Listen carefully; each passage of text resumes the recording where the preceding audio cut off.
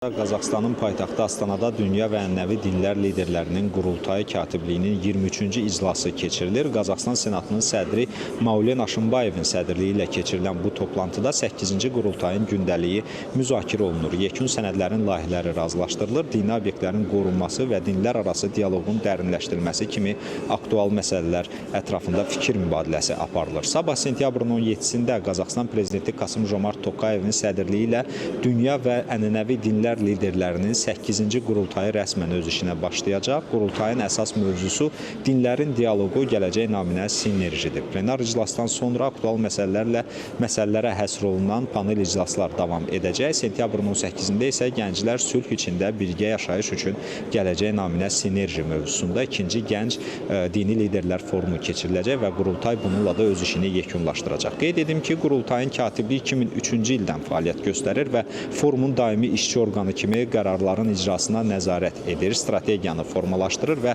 beynəlxalq təşkilatlarla əməkdaşlığı koordinasiya edir. Katibliyin rəhbəri Qazaxıstan parlamentinin senatının sədridir. Tərkibində isə İslam, Xristianlıq, Buddizm, Yudaizm, Hinduizm, Zərdüştlük, Daosizm və Sintoizm kimi dinlər nümayəndələri daxildir. Azərbaycanı isə bu tədbirdə Şeyxülislam Allahşükür Paşazadənin rəhbərlik etdiyi nümayəndə heyəti təmsil edir. Biz isə toplantını yaxından izləməkdə davam edirik. Hələlik isə bu saatda çatdıracaqlarımız bunlardan ibarət idi. Buyurun, söz yenidən sizdədir.